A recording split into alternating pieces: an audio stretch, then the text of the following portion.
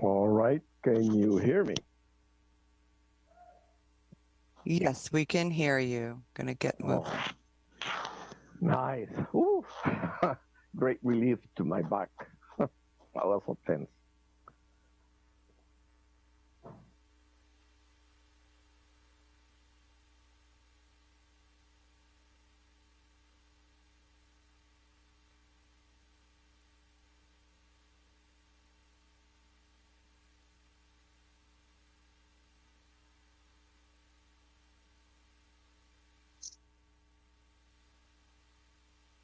I'd like to ask the interpreter currently in the Spanish channel to commence translation of the meeting.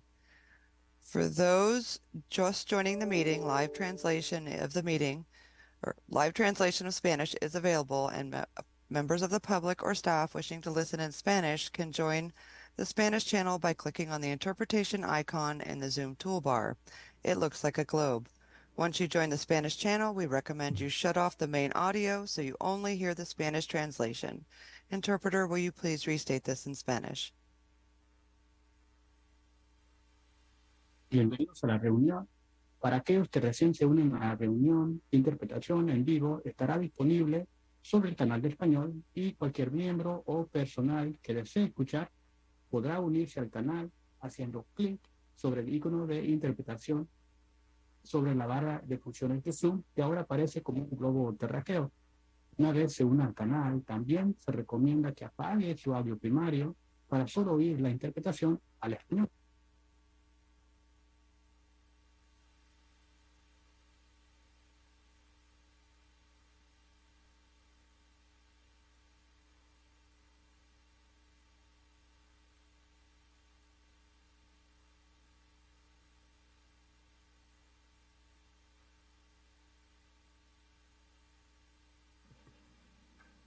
Welcome everyone to our February 27th, 2024 Santa Rosa City Council meeting. It is now 1:32 and we will be starting our meeting. Seeing a quorum, Madam Deputy City Clerk, may you please call the roll?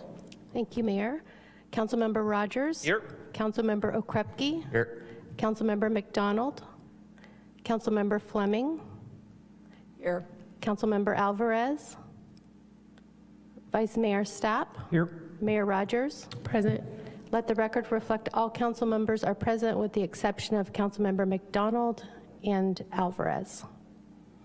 Thank you. We will now proceed to item 3.1, conference with legal counsel about existing litigation. Item 3.2, conference with legal counsel about existing litigation. And item 3.3, conference with labor negotiators.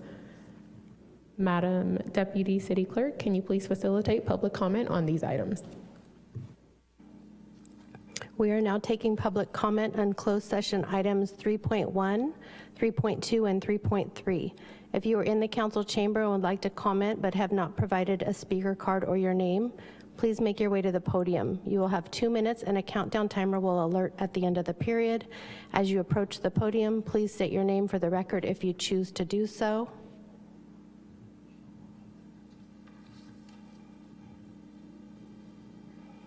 Please go ahead when you're ready. I'm James Duncan. I'm not going to repeat the points in the letter I sent the council yesterday. I'm going to repeat what a man told the city council many years ago when the council was first considering the Jennings Avenue rail crossing. He said he knew a family that lived a short walk from the crossing. When the son and daughter went to the JC, they rode their bikes and walked through the Jennings crossing on their way to their classes and their student jobs at the JC. The mom in the family was a bookkeeper and started taking classes at the JC to learn about computerized bookkeeping. She went on at the JC to go from being a student to being full-time faculty at the school. She also rode her bike or walked through the Jennings crossing to her job at the JC for years. That man told the council then that keeping the Jennings crossing open was important, that it was the only link between the two sides of our neighborhood, which is otherwise split by the smart rail line. and the council got it and directed staff to move forward on getting the approval from the California Public Utilities Commission. That man was me. That family is mine. But the crossing has been closed to all the families in our neighborhood for years now.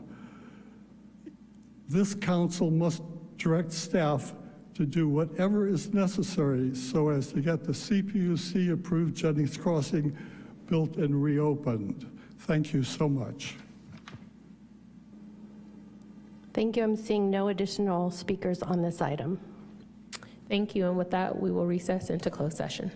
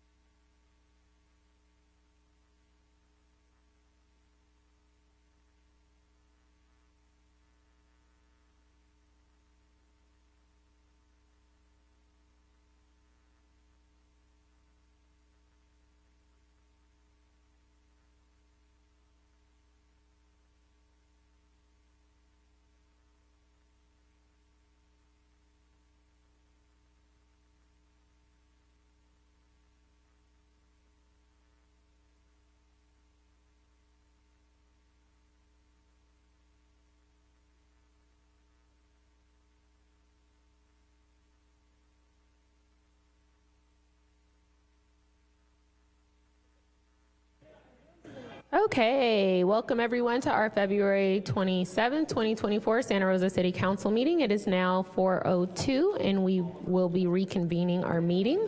Seeing a quorum, Madam Deputy City Clerk, may you please call the roll? Thank you, Mayor. Councilmember Rogers. Here. Councilmember Okrepke. Here. Councilmember McDonald. Councilmember Fleming. Here. Councilmember Alvarez. Present. Vice Mayor Stapp. Here. Mayor Rogers. Present. Let the record reflect all council members are present with the exception of Councilmember McDonald. Thank you. Before we start our meeting, I just wanted to let everyone know that 16.1, which was our scheduled public hearing for the Bunya Bunya tree removal appeal, will be continued to a date uncertain. So if you are here for that item, we will not be having that today, that public hearing today. And with that, we will move on to item 6, which is our report on closed session. Madam City Attorney. Thank you, Madam Mayor, council members. We had 3 items on your agenda for closed session. There is no reportable action taken in closed session on item 3.1 or 3.2. Item 3.3 did not happen. It was on the agenda, but there was no closed session on that item.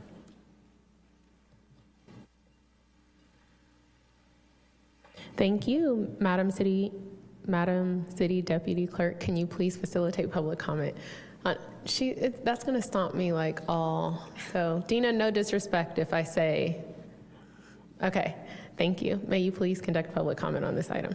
We are now taking public comment on item 6. If you are in the council chamber and would like to comment but have not provided a speaker card or your name, please make your way to the podium. You will have 2 minutes and a countdown timer will alert at the end of that period. Seeing no speakers approach the podium for public comment. Thank you. We have no proclamation for today, so we'll continue to item 8, which is our staff briefings. Madam City Manager. Thank you, Mayor, and good evening, members of council. So item 8.1 is the FEMA flood risk mapping project for the Santa Rosa Creek watershed. So if staff could come to the podium and introduce themselves, thank you.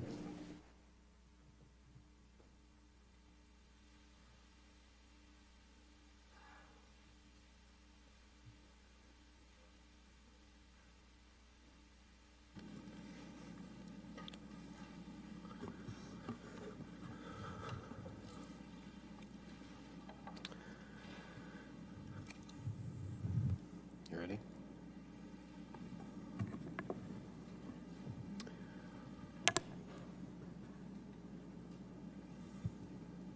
Let's wait for that to come up.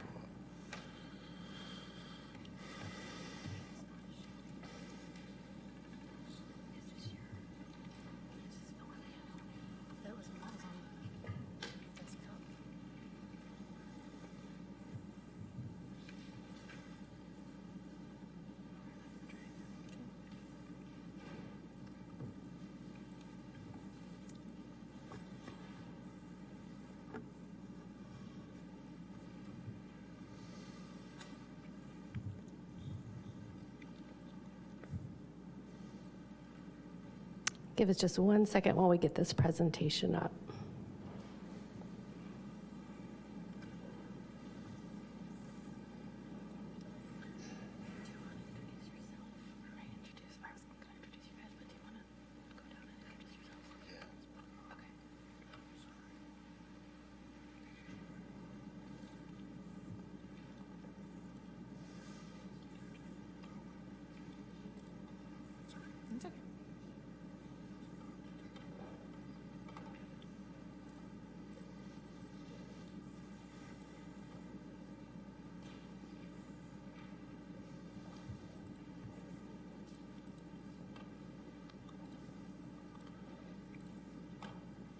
All right, here we go.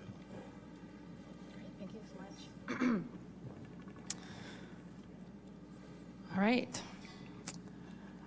Good afternoon, Mayor Rogers and members of the council. I'm Claire Myers, the Stormwater and Creeks Manager. Lon Peterson, Director of Communications and Intergovernmental Relations. And Gabe Osborne, Director of Planning and Economic Development. We are here today to discuss FEMA's flood risk mapping project for the Santa Rosa Creek watershed. The Federal Emergency Management Agency, or FEMA, is responsible for mapping our country's flood risk and for helping communities develop strategies for improving resiliency. And FEMA has identified Santa Rosa Creek watershed for a map update. So I'm here with Gabe and Lon today. Today we'll provide you an overview of the project, including what it is, as well as the project benefits and impacts. We'll also go over FEMA's project timeline and how Santa Rosa Water, Planning and Economic Development, and the Communications and Intergovernmental Relations Office are working together to ensure a really comprehensive public outreach. So let's start by explaining the foundation of this project. What is flood risk mapping? Simply put, FEMA's maps are areas that show a high likelihood of flooding. More specifically, FEMA uses modeling data to identify flood hazard areas that have a 1% annual chance of flooding, also known as a 100-year flood. Flood mapping creates a series of statistical lines that identify on a parcel by parcel basis flood risk within a watershed. So these areas are designated as special flood hazard areas. In this case, FEMA is developing maps for the Santa Rosa Creek watershed. You can see the boundaries of this watershed on the map on the screen. The boundaries are in purple. And the analysis includes Santa Rosa Creek and all its key tributaries, which encompass most of the city of Santa Rosa, as well as some unincorporated portions of Sonoma County. Why is this important? Because in order for the city and for property owners to make decisions on how to best mitigate risk, we need to know what that risk is. Mapping areas at high risk for flooding can help property owners make decisions about things like land use, purchasing appropriate insurance to mitigate losses in a flood event, and helping us at the city identify capital improvement projects to better protect our community. So why now? Why are we doing it now? Because flood risks change over time and new and better data become available. When new flood risks and data are identified, FEMA starts the process of updating the flood maps. There's no set timeline for revising flood maps, and revisions typically occur when more accurate engineering information becomes available, either through a FEMA-funded restudy or when a community makes new information available to FEMA.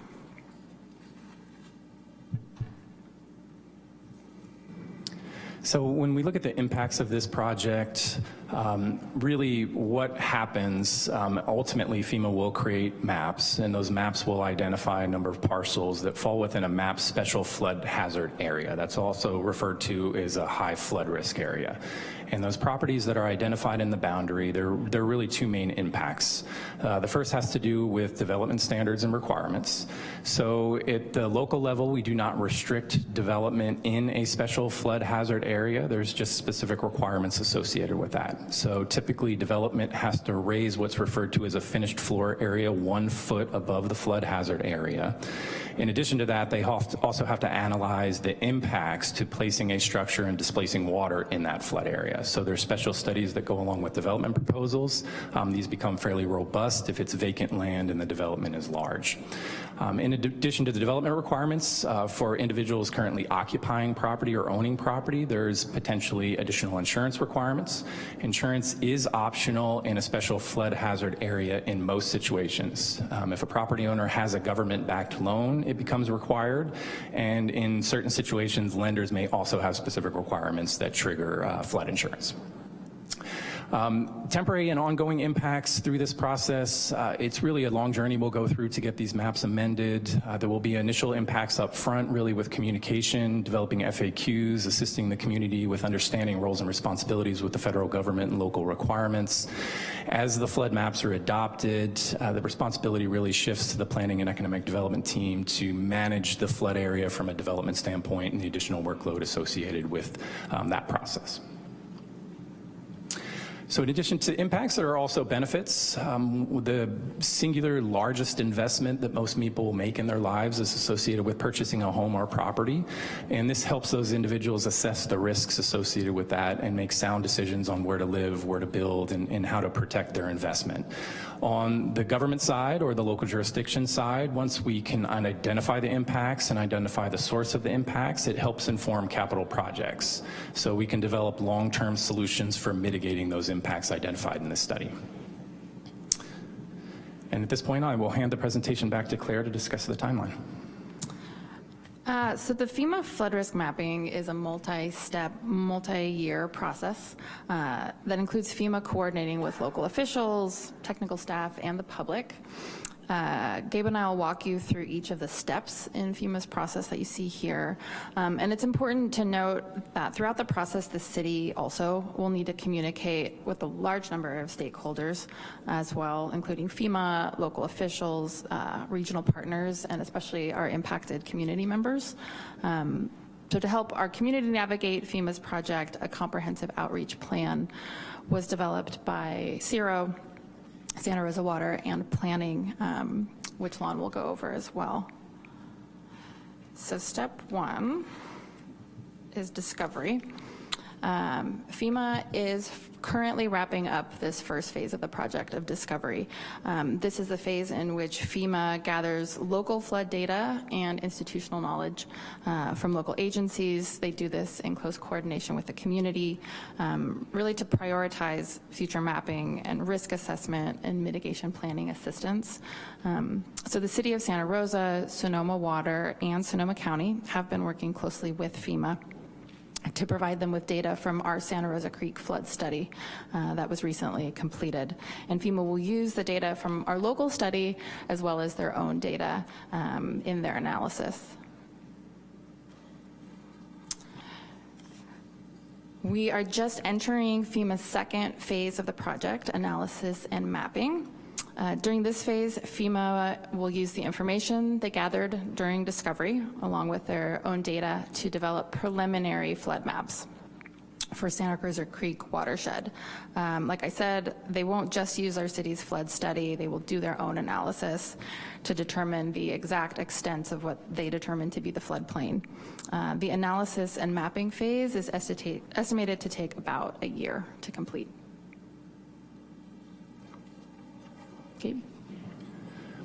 Once the maps are generated, they're released in a few different phases. The first is the preliminary flood map release. That first review stays with the local jurisdictions, so the city staff will have the opportunity to comment on the final map. We anticipate Sonoma Water and the County of Sonoma are doing the same. That information is then compiled into the review. The map at that point, once that review commences, goes public. And we're anticipating at this point that the preliminary map release to the public will be summer of 2025, and that likely will be when the vast majority of the community inquiries come in. So we'll prepare our community engagement strategy for that time. That will involve hosting community meetings with FEMA and city staff to answer questions. An important piece to this stage of the review is a 90-day appeal period that FEMA opens up. In many situations with a study of this level, it is fairly high level, so it may miss out on very unique localized situations that exist property to property. So a property owner will have the ability to provide their own technical analysis that identifies those and potentially changes the findings. It is important to note that that is not something that is very easy for a property owner to generate. It likely will require very technical assistance, civil engineering firms to do hydrology, hydraulic analysis, and we'll need to make sure we give the community the appropriate amount of information up front and time to be able to operate within that 90-day window. Once the maps are finalized, FEMA sends out a letter of final determination. That will include the effective date of the new flood maps. At that point, most of the information, including the new flood maps, move over to the FEMA website, and directing most of the community inquiries associated with that go to the FEMA's website. We also have the opportunity really at that point to partner with our federal partners, both FEMA and the National Flood Insurance Program, to do workshops to talk people through this, because at this point it actually does affect those properties, and moving forward we will be enforcing the requirements from a development standpoint at that point. It's also important to note that FEMA does have a letter of map amendment process. Once the maps are developed, they are developed based on information that's known at the time of development, and that information can change. For example, if capital projects change drainage patterns or something else changed this mathematical calculation in that study, FEMA does offer an opportunity to submit a letter of map amendment, very similar process to the appeal period, to change that mapping in a more localized area. So that opportunity does present itself long term. And then we're anticipating that our maps will go into effect spring of 2026 through spring of 2027, somewhere in that time frame. And at this point, I will hand the presentation over to Lon, and he will discuss communications and outreach. Great, thanks Gabe, appreciate it. So given the impacts to the community, and while it is FEMA's project, we understand that we need to get out in the community and both educate and inform them of exactly what the impacts are for this project. So our strategic approach is to collaborate with our partners, which is FEMA, the county, and Sonoma Water. We've defined our audience as the residents as well as future developers, and while there's an effort currently to do citywide outreach, once the list becomes more targeted, we will do specific focus outreach to anybody that's within the list once FEMA develops that. We've already created a web page at srcity.org/FEMA flood mapping. We've also have a brochure that's done in both English and Spanish. You guys have this delivered. Anybody in the audience that wants one, they are available up at the dais right up here. You can pick that up before you leave this evening. This is also on our website, in addition to FAQs and multiple audiences. Internal communications wise, we developed talking points for both staff as well as council, which we'll share to the city manager. We also created opportunities for the community to stay informed by creating a distribution list via email through the city's website, which again, you can find at the website I just mentioned. You can sign up for key updates. So as things progress in this project, given it's a multi-year project, we will inform the community in that way. And then as mentioned, we will also be out in the community in person and online, holding education sessions in partnership with FEMA as this project evolves. And so just wanted to make sure you guys are aware of that. One, some of this stuff isn't defined as the dates because it's not defined yet, but we do have a robust communications plan to address as we move forward with this project. Next slide. I'll leave this up for the remainder of this presentation. So this has FEMA's information, so you can both in their website, email, and or phone number, and then it has the information, as I mentioned, for the city is doing in part in our engagement efforts in partnership. With that concludes the staff briefing, and we're available to answer questions. Thank you very much for that information. Looking to council to see if there are any questions. Councilmember Okrepke. Thank you, Madam Mayor. I appreciate the attention to insurance issues when it comes to flood insurance. It can be very cost prohibitive at times. Has there been any thought to including somebody from the National Flood Insurance Program as part of this outreach, just in case there is a change? And just so everyone's know, that is a FEMA-backed program. That is not a private insurance carrier, so it's a government program. So I don't think there would be any conflict in the city working with them. But have you had any consideration of that? Yes, absolutely. And as I think we get into the final mapping, so we really understand the boundary, it's not moving anymore, one of our engagement tactics involves workshops that includes the National Flood Insurance Program. And it is that opportunity to partner with our federal partners and make sure people are fully informed on what it means to be inside that boundary. Great, thank you. Are there any additional questions? Seeing none, Madam Deputy City Clerk, may you please facilitate public comment on this item? We are now taking public comment on item 8.1. If you are in the council chamber and would like to comment, but have not provided a speaker card or your name, please make your way to the podium. I'm seeing no public speakers on this item. Thank you. Moving on to item 9, which is our city manager, city attorney's report. Madam City Manager, can you please kick us off? Yeah, thank you. I just want to remind the public that the police department is hosting a community meeting March the 6th, located at the Utility Fields Office, which is 35 Stony Point Road, from 6 to 8. In this meeting, we're looking for feedback to incorporate into the police department's 3-year strategic plan. Thank you.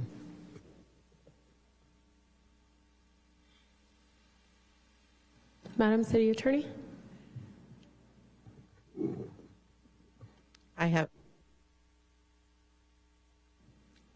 sorry, I have no report at this time. Thank you. Madam Deputy City Clerk, can you please facilitate public comment on this item? We are now taking public comment on item 9.1. If you are in the council chamber and would like to comment but have not provided your name or a speaker card, please make your way to the podium. You will have 2 minutes and a countdown timer will alert at the end of that period.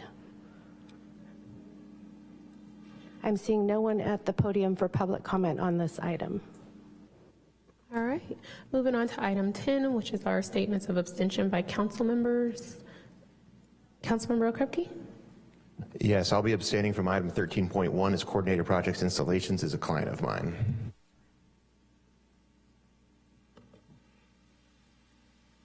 All right, seeing no additional abstentions, 13.1, Councilmember Okrepke. And we will be moving on to our mayor and council members' reports. Councilmember Okrepke. Thank you, Madam Mayor. This past weekend, I attended the Engineering Contractors Association Installation and Awards. Always a great opportunity to spend time with those that develop our roads, bridges, and as well as the pads of which our buildings and houses are built upon.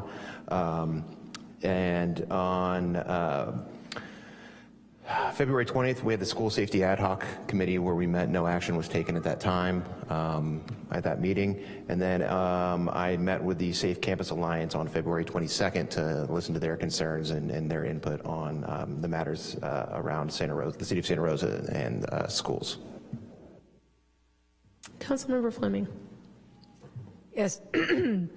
On Wednesday, a week ago, almost 2 weeks ago Wednesday, we met, the Metropolitan Transportation Commission met and gave direction to staff around the Bay Area Housing Finance Bond, and the direction was to proceed with the bond but come back for labor standards. And then the following day we met with the North Bay League of Cities, where I was there on behalf of the city of Santa Rosa and Metropolitan Transportation Commission. And if anybody has any questions or wants to discuss this bond, please do reach out.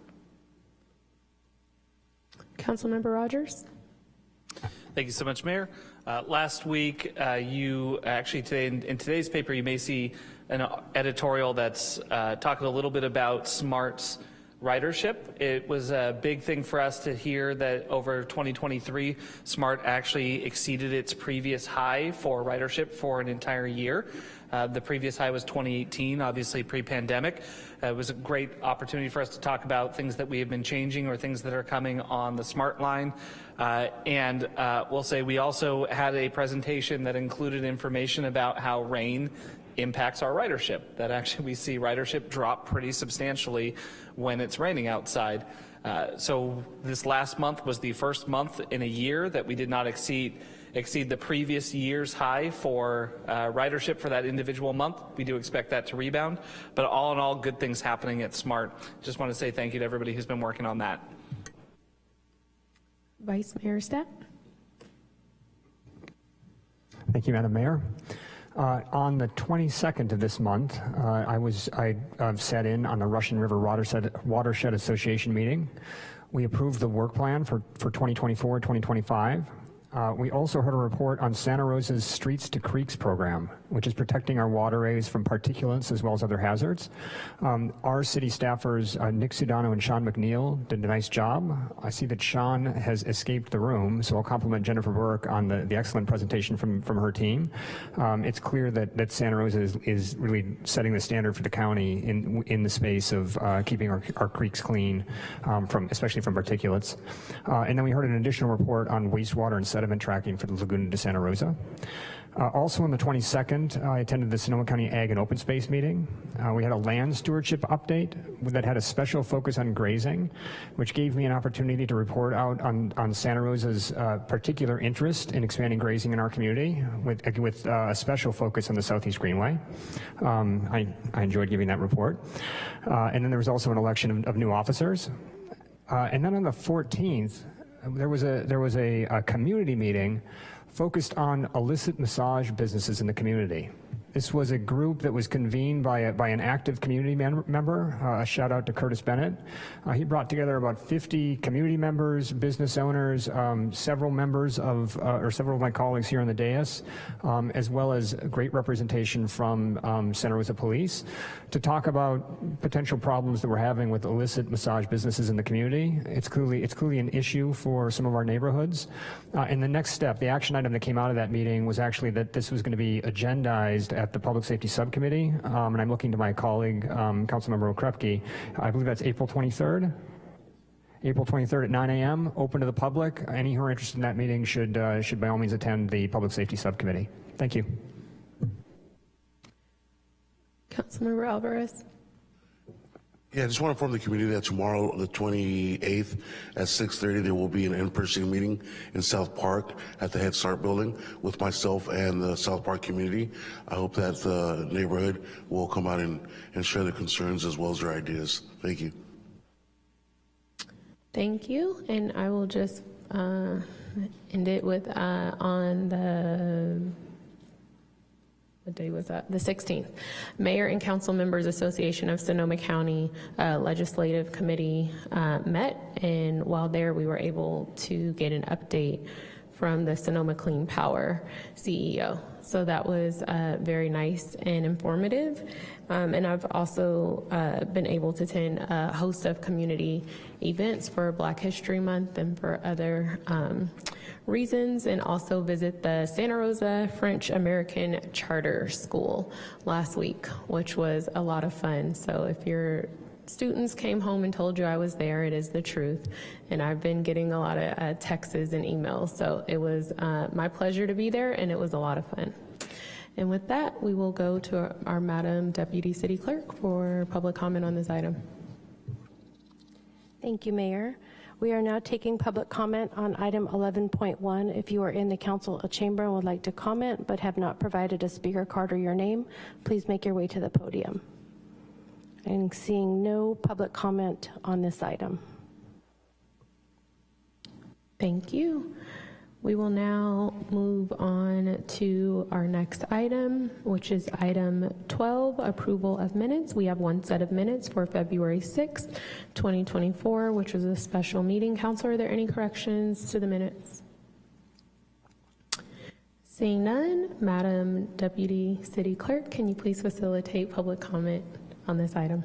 We are now taking public comment on item 12.1. If you are in the council chamber and would like to comment but have not provided a speaker card or your name, please make your way to the podium. Seeing no public comment on this.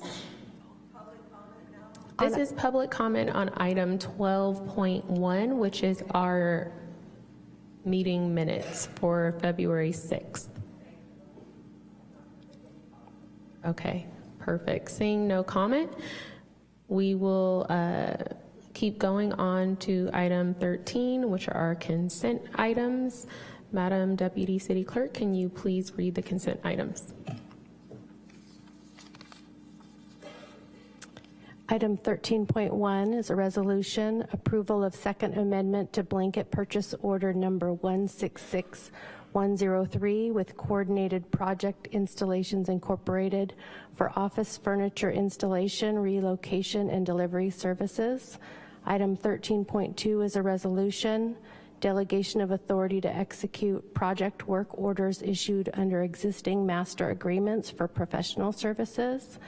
Item 13.3 is a resolution, waiver of bid and issuance of blanket purchase order to Hansel Ford, Santa Rosa, California for replacement Ford Police Interceptor utility vehicles. Item 13.4, ordinance adoption second reading. Ordinance of the Council of the City of Santa Rosa correcting a clerical error in ordinance ORD 2023-016 by renumbering the hazardous vegetation and fuels management chapter within the Santa Rosa City Code as chapter 9-32. Item 13.5, ordinance adoption second reading.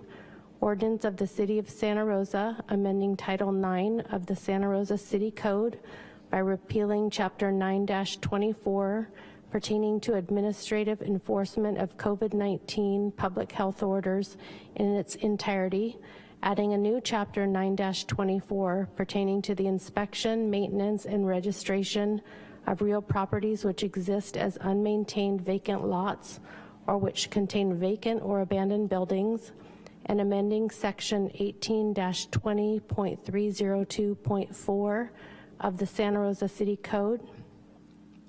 Item 13.6, ordinance adoption second reading.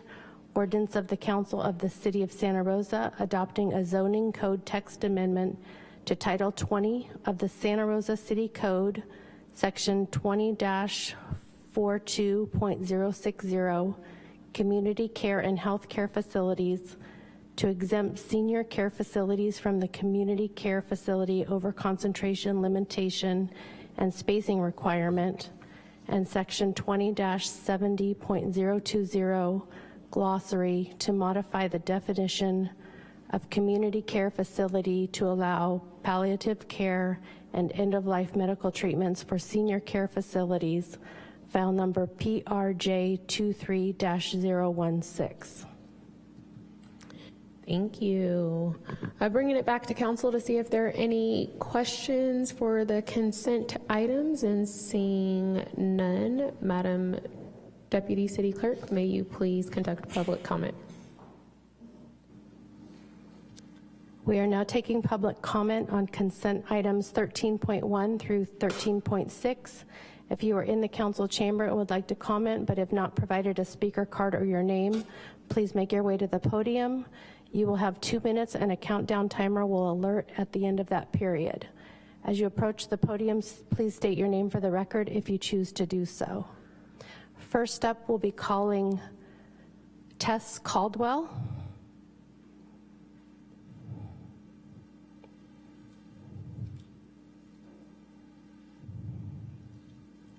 Hello, Santa Rosa City Council and community members. I would like to speak on 13.3 in regards to the $3.5 million being allocated for new police vehicles. These police vehicles that are going to be replaced are deemed as being eligible for replacement, not necessarily in need of replacement.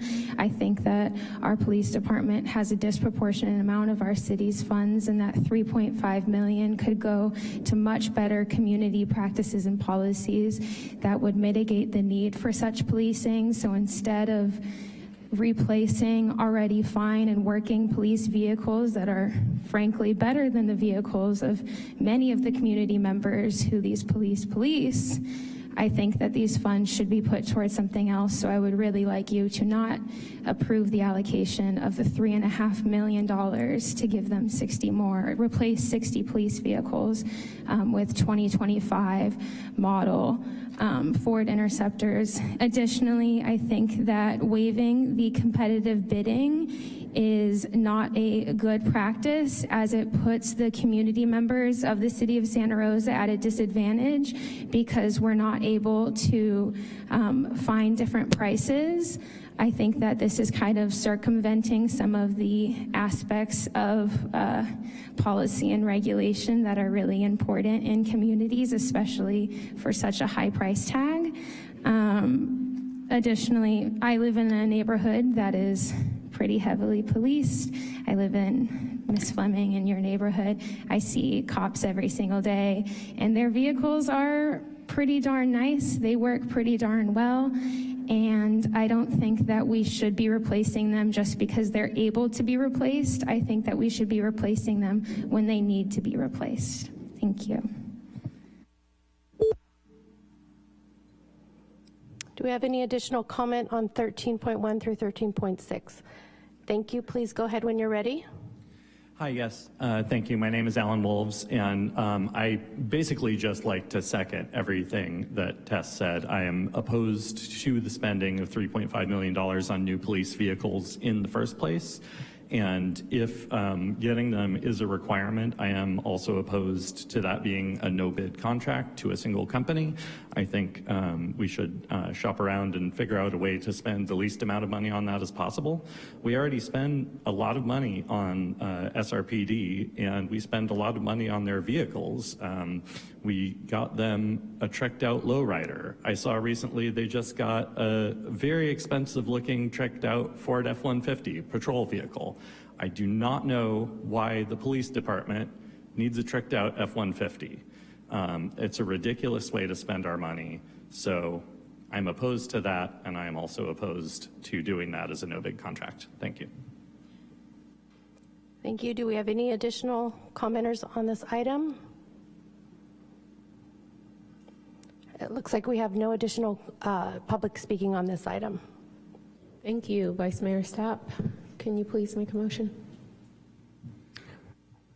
I'd like to move that we approve items 13.1 through 13.6 and wait for the reading of the text. We have a motion made by Vice Mayor Stapp and a second by Council Member.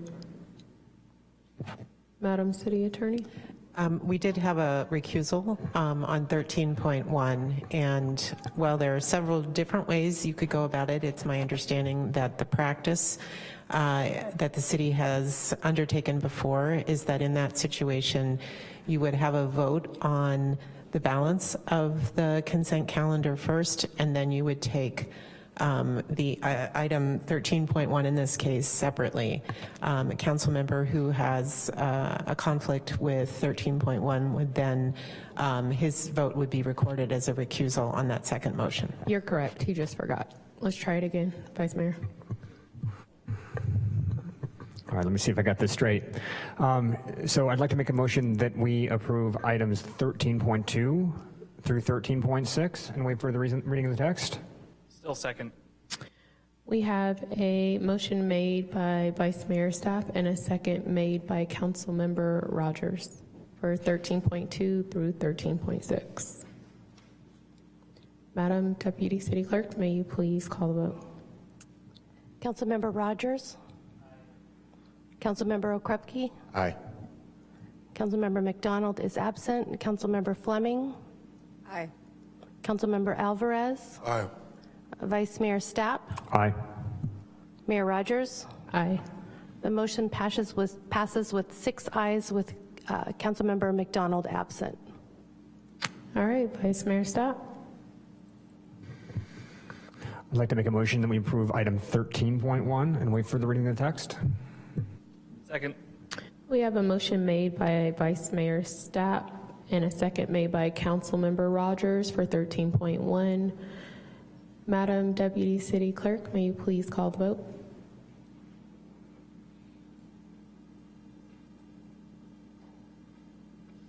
Councilmember Rogers. Aye.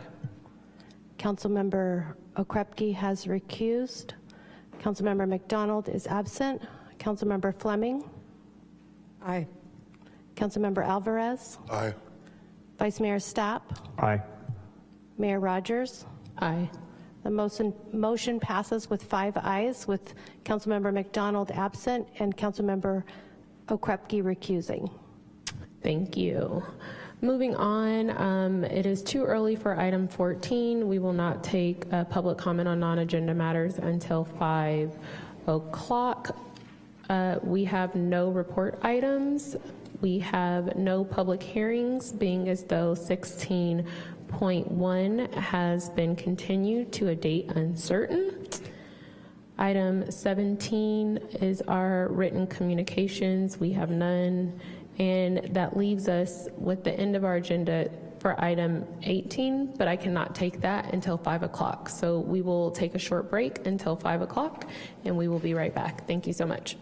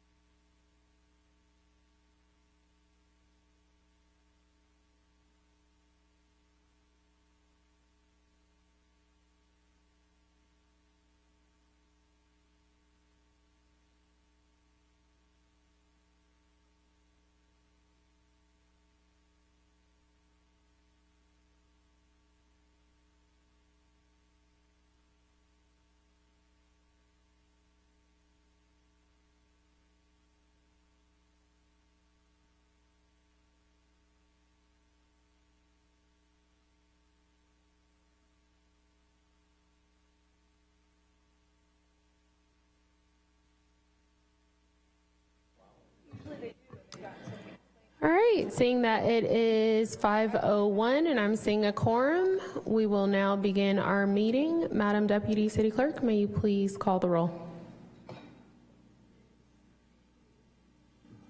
Thank you, Mayor. One moment.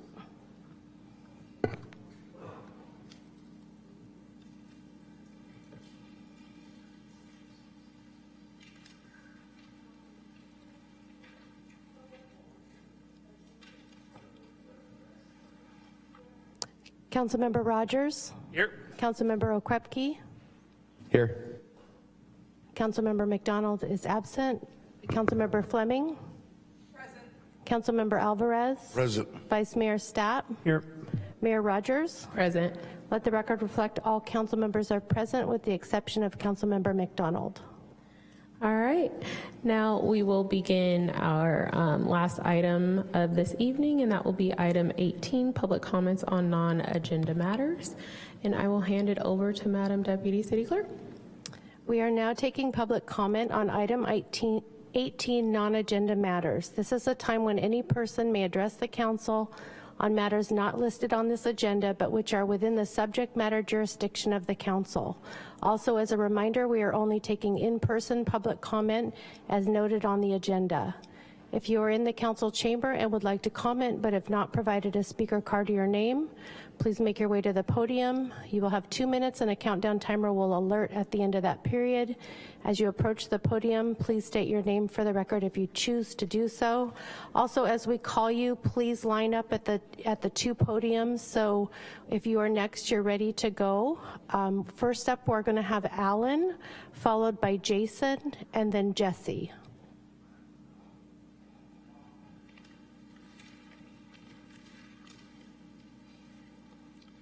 Hi, yes, thank you. My name's Alan Wolves, and I again come to you to plead that you take up and pass a ceasefire resolution. A couple of you have given some quotes to the Press Democrat about the process that I'd like to address. Councilmember Stapp said the feedback he received and conversations he's had with people on different ends of the discussion, including from the sizable Jewish congregations in his district, has, quote, really cemented my stance that this is an issue that at present there is not broad consensus on. There is not absolute consensus on this, no. I don't believe there will ever be, because Zionists believe that even acknowledging the existence of Palestine is anti-Semitic. The Institute for Social Policy and Understanding did a poll that just recently came out, which you can read at ispu.org/ceasefire, which found that 63% of the general public support a ceasefire and only 16% oppose it. Among Jews, 50% support a ceasefire and only 34% oppose. I would definitely call that a broad consensus myself. Santa Rosa Councilmember Jeff Krepke said that supporting a resolution could alienate a segment of the community or embolden others who disagree with the resolution to act out. He sees the back and forth between speakers at February 13th council meeting as a microcosm of what he worries could happen if the council supports a resolution. Councilmember Krepke, what evidence do you have of this actually happening anywhere? The back and forth between speakers that you've seen so far is what will continue if you do not pass a resolution. What back and forth have you seen from our dear neighbors in Katati who passed theirs over a month and a half ago? Where's the anti-Semitism there, which we've been assured will happen anywhere that passes a ceasefire resolution? Stapp said Monday he's unsure if there's a way to move forward at this point. There is absolutely a way to move forward.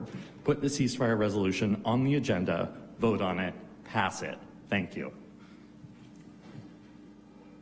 Thank you. Next up is Jason, followed by Jesse, and then Miles. Use the projector, if that's okay, please. Is the projector? Yes, hold on one moment.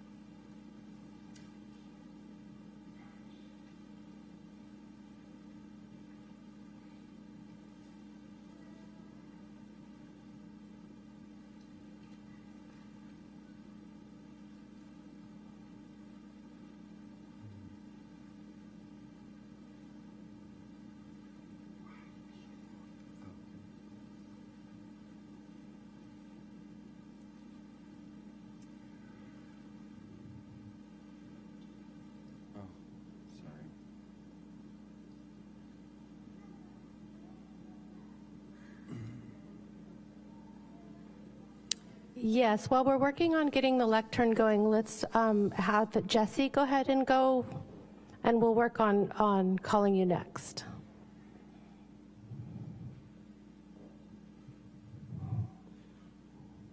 Jesse, please go ahead when you're ready.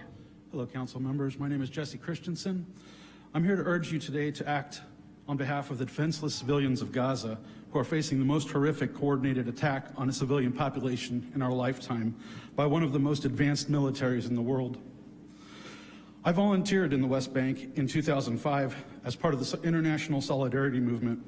We were there to assist Palestinians as they harvest their olives in their fields because they get attacked regularly by Israeli settlers.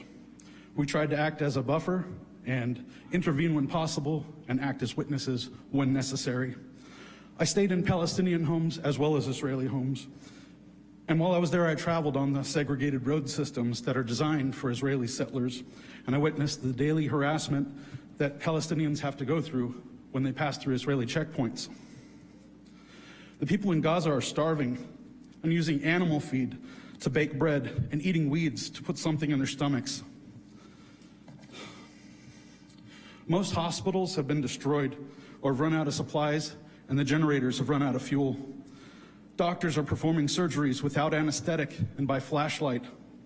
Disease and infection are going untreated and claiming lives while there's no clean water, and aid trucks are deliberately being blocked from bringing in food, medicine, and fuel. Critical patients are dying for lack of electricity. There's no power, limited communication because Israel has targeted the civilian infrastructure. Untold numbers remain missing and are buried under the rubble. This is deliberate and it is genocidal. Reporters, doctors, and medics are being targeted and killed. Schools and hospitals are being destroyed. Bakeries are being bombed. Ambulances bombed. Mass incarceration and torture are being used. Dehumanizing language, people calling them human animals. I urge you to call for an immediate and permanent ceasefire. I urge you to be on the right side of history.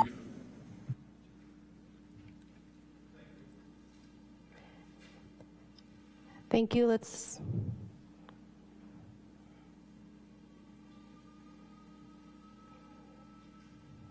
Jason, one moment.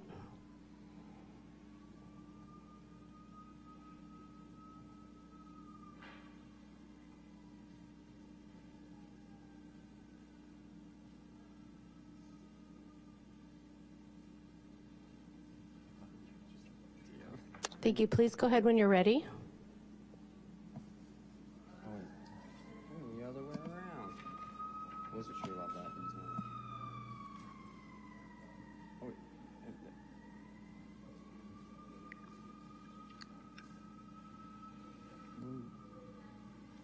Please go ahead when you're ready. okay. Thank you. Hi, my name is Jason. Last Thursday, 4 months into the current round of ethnic cleansing and genocide, Joe Biden finally found the spine to say the overwhelming majority of Palestinians are not Hamas, and Hamas does not represent the Palestinian people. So that's for those of you who are still confused about what is going on in the Middle East. This is partly about a system of power and what you are allowed and not allowed to say. The truth does not change, only our awareness of it. This is why we're here, because of failed leadership at the top. At the very basic level, we want to know that we live in a safe and sane community, but what we are finding is exactly what Aaron Bushnell said as he was walking towards the Israeli embassy in Washington. This is what our ruling class has decided will be normal. What he did is emblematic of how we feel. No one is listening to the majority of the American people. So what are we doing? Those of you who've lost your humanity in this critical moment are turning your back on the collective well-being, maintaining and perpetuating the ruling class interests. This is exactly what our civil rights leaders were addressing. The other reason we are here is because of the people in our community who prefer things the way they are. At best, they are traumatized, indoctrinated, and choosing fear over love, humanity, and justice. And not only are they willing to show up and repeat lies and misinformation, they offer nothing, no concessions. Hamas, October 7th, has Israel done nothing wrong, revealing their lack of authenticity. In the end, they are making a choice, and by letting them impede, you are making a choice. If we must condemn Hamas, in order to pass a ceasefire resolution, then we must also condemn the conditions from which they arose. Condemn the Hamas charter, condemn the Likud charter. That's justice, a single standard. State violence was bad in Nazi Germany, but fine in Gaza and the West Bank. If you continue to choose to support this annihilation of the Palestinian population of Gaza, then you do not get to ever pretend. Thank you. Next up will be Miles, followed by Gary, and then Perry. Good evening. Miles, go ahead. Good evening. My name is Miles Sarvis-Wilburn. I work as a stewardship field specialist for land paths. I also serve on the board of directors of the Sonoma County Beekeepers Association and Sonoma County Acts of Kindness. And I'm here for the second time. I don't normally come to these, and frankly, I don't want to be here right now. I'm tired, and I'm content to let you do your work and let the people who come here often hold you accountable.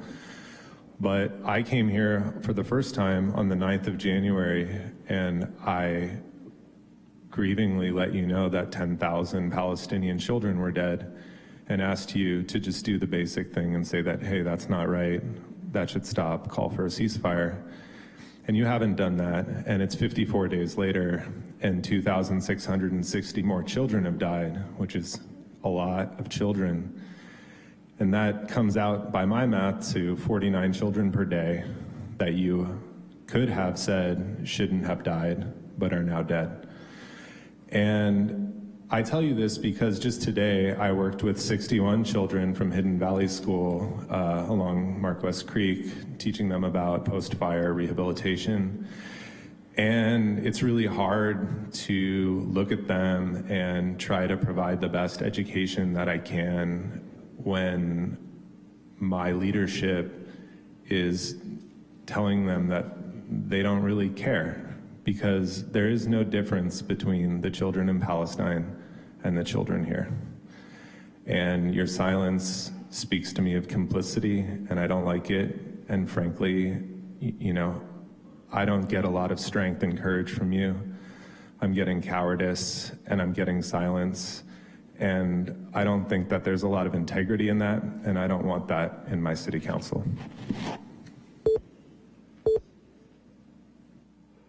Thank you. Next up will be Gary, followed by Perry, and then Jordan.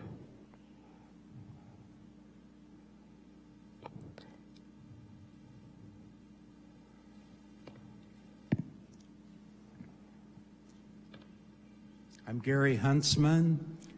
Thank you for being here, everyone.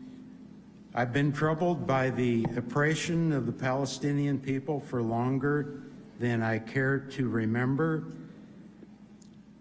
An opportunity lies in each of our hands. Let's not act from a place of fear, as do the oppressors and the aggressors. Let us not cower, but let us stand up courageously, as would Gandhi, Nelson Mandela, Martin Luther King, Rosa Parks, Maya, and countless others. And this is what they would have us to do, as they would. Imagine seeing the corpses of babies and children having been laid onto your own living room floor. Feel your own humanity rushing into yourself. Take action. Call for a ceasefire now. Don't squander this opportunity and later regret your inaction. Thank you. Next is Perry, followed by Jordan, and then Tariq. If you'd please line up at the podiums. If not, we'll move.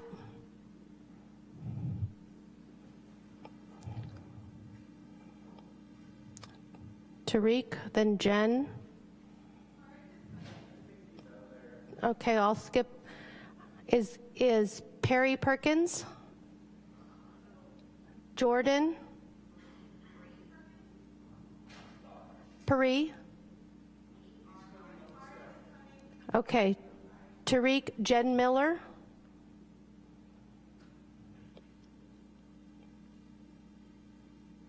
Stan?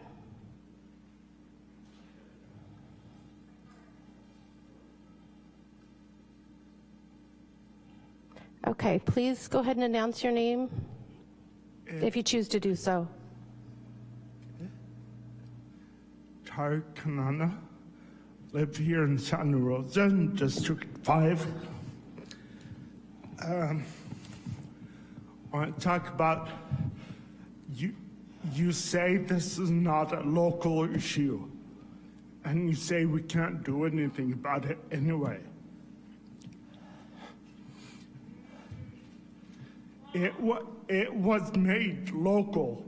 It was brought home on Sunday afternoon when a U.S.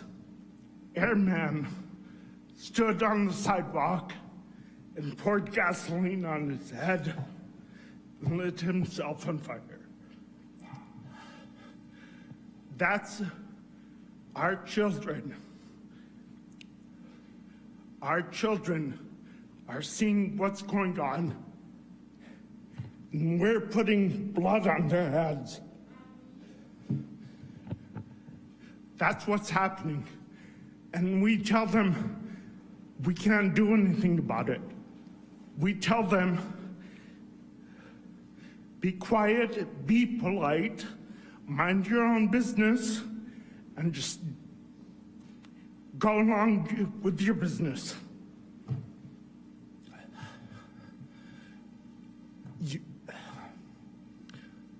You say we can't do anything about it. Every one of us can do something. We can stand up and say, it's enough. Every one of us, if we stand up, and you stand up, and you stand up, and we all stand up together, somebody will listen to us. That's enough. It's enough. It's enough. More children have died in the last 3 months in Palestine and 2 years in Ukraine. Madam Mayor, if I may. Excuse me, ma'am. We need to make sure that we are respecting everyone's right to speak. If you would like to put your name in and haven't, please do so. I need to make sure that everyone is respecting others' rights to speak. If we can't do that, my suggestion to the mayor will be that we take a brief recess and try it again. We need you all to follow the rules. We want to hear what you have to say, but we need you all to follow the rules. Madam Deputy Clerk, did the last person get to finish their public comment? Yes. So next up, we have PERI, Perkins, and then followed by Jordan, and then Jen.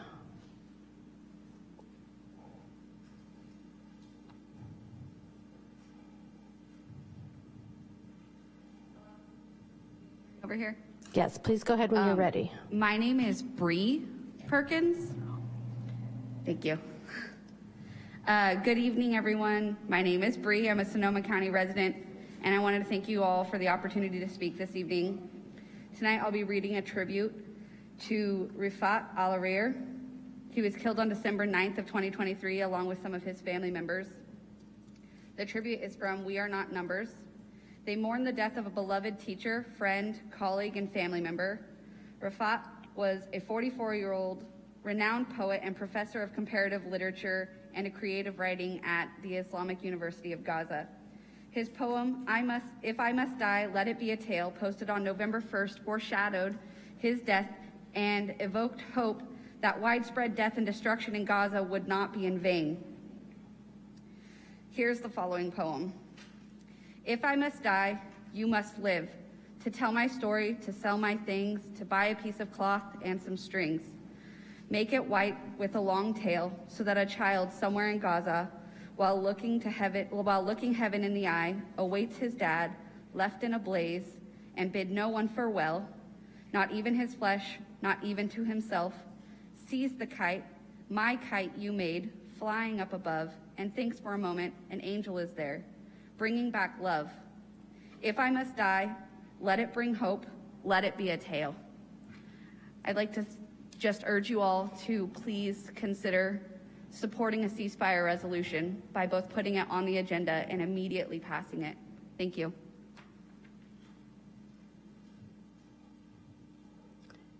Next up is Jordan, followed by Jen, and then Stan. Moving on to Roberta, Summer,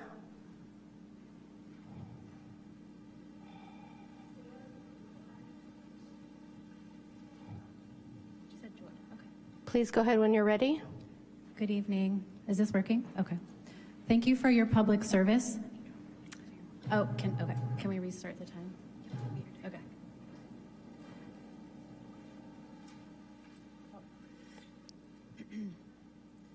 I want to thank you for your public service. My name is Jen Miller. I am Jewish. I am a resident of Santa Rosa. We have heard from some city leaders that it is really important to have local synagogues on board with our ceasefire resolution. We welcome and support that. I believe that the voices from synagogues are important. However, I want to share something from my heart with you about the Jewish community. Synagogues are not the sole representatives of the Jewish community, especially on the matter of a ceasefire resolution before the City Council. Jewish identity is broad, it is a culture and a religion. Like any community is not a monolith. Many of us are connected to synagogues. Many of us only practice rituals at home. Many of us come from a very rich secular tradition. And we are all Jewish, and we are all Jewish enough. Please listen to us. Jewish Voices for a Ceasefire in Santa Rosa and our county have spoken. We are crying, we are begging you. We have come from very different viewpoints, but we find unity around a call for a ceasefire resolution. We have a letter from 164 Jewish people calling for a ceasefire resolution from Santa Rosa and surrounding cities. Our local Rabbi Erwin Keller has shared his own support for a resolution. 47 people gathered in Petaluma for a ceasefire vigil from the Jewish community last Saturday. And on a national level, we have rabbis for ceasefire, Jewish Voice for Peace. If not now, many organizations, many faith leaders, including 1,000 Black pastors. Thank you. Please support a ceasefire. Thank you. Next up will be Stan, Roberta, and then Summer. Please go ahead. My name is Stan Rudman, and I think there should not be a resolution. But if there's going to be a resolution, it should include the fact that the hostages should be released, call attention to the atrocities that Hamas conducted, and Hamas should surrender immediately. That's the only way there could be a resolution that has any effectiveness for peace in the future. People talked about nonviolence, mentioning Martin Luther King and Gandhi. Actually, if only the Palestinians and the Hamas people had used that principle, there wouldn't be this problem. But instead of nonviolence, immediately after Gaza was released from occupation by Israel in 2005, what's the first thing that the Palestinian Authority, the Hamas did after they became elected in 2007? They started sending rockets into Israel, thousands and thousands of rockets. What country would allow that? No country would, but Israel actually accepted the rockets, and a few times they had incursions in, and there was a peace treaty, and then Hamas then violated, sending more rockets. And the last thing I want to say is about the children. Israel is not trying to kill children. Israel is trying to kill Hamas fighters. And when Hamas fighters fight and shoot at Israeli soldiers, then they respond back. And if they're in a building and the building collapses, that's only because Hamas fighters were there firing on Israel. And I'm sorry that's happened. I'm sorry the children have died. But the blame has to go with Hamas completely. Thank you. Next up is Summer, followed by Tess, and then Elizabeth.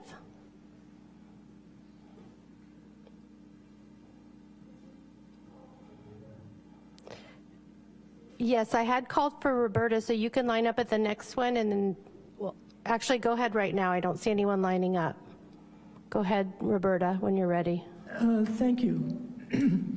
I just want to comment on the Jewish community that almost 90% of Jews in the Bay Area support Israel. The 10% that don't are here and there. They aren't in the mainstream, and I think they're kind of ignorant of the history of this endeavor. I would like the council to be aware of buzzwords that are applied to Israel. And they're the aren't Israelis awful, they're racist, genocidal, apartheid, and white colonists slaughtering indigenous people.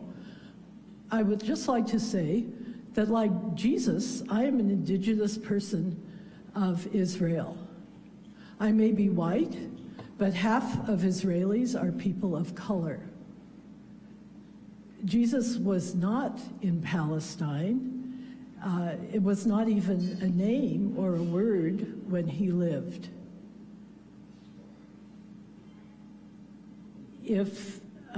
So if you are going to talk about Israel, please think of some alternatives to the buzzwords.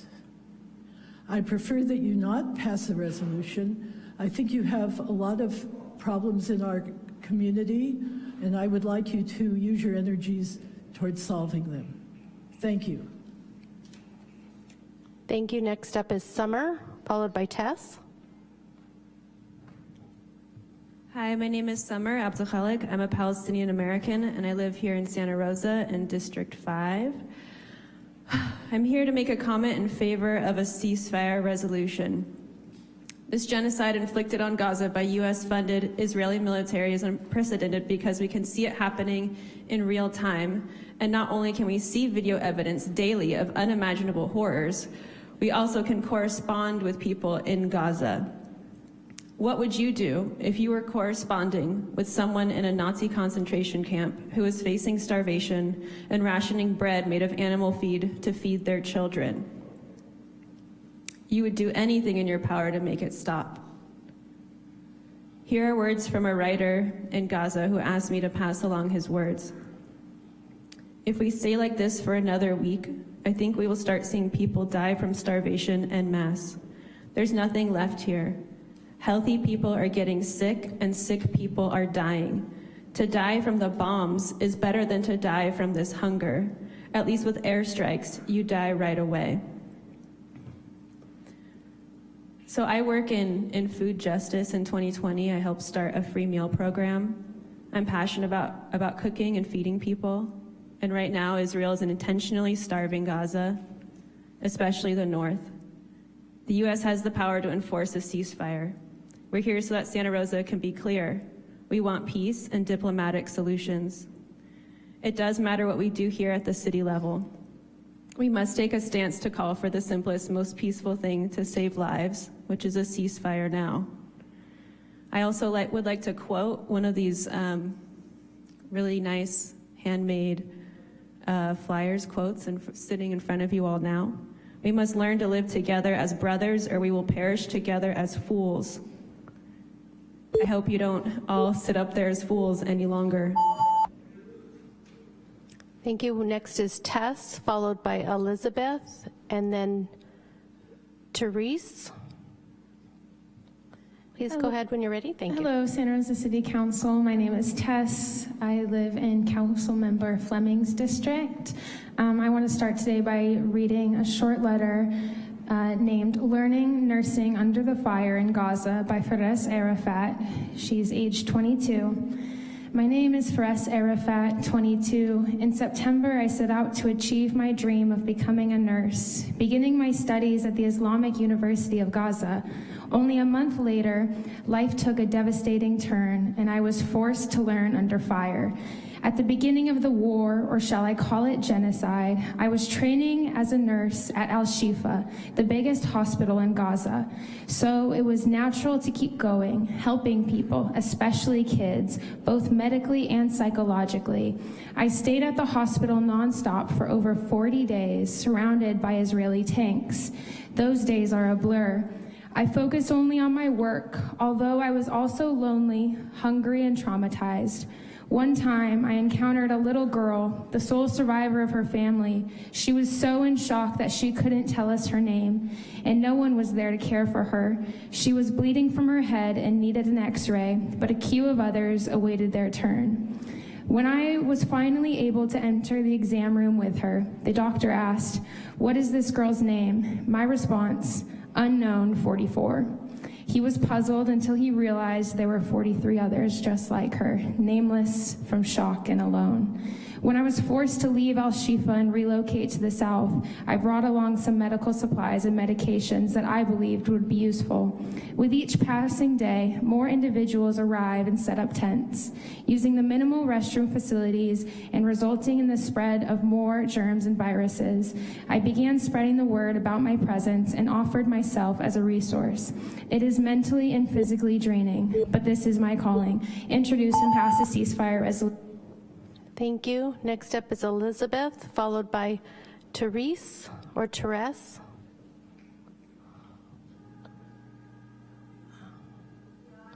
Elizabeth Nealon, and I've lived in this country most of my life. I was born in Louisiana. Israel is a military puppet of the United States war machine. We give $800 billion a year to the war machine. About $350 billion a year goes to making weapons. I heard today on Berkeley radio that we have given $100 billion to the Ukrainians. This empire is corrupt. It is the largest military empire in the history of the planet. We have 900 military bases in 70 different countries. In murdering the Palestinian people, American weapons are being used. We have also given them $3.8 billion a year for quite a while. They are our military puppet. And as people, we need to talk the truth. What else can I say? Killing and starving people is blatantly immoral. Maybe I'll just end it there. Thank you.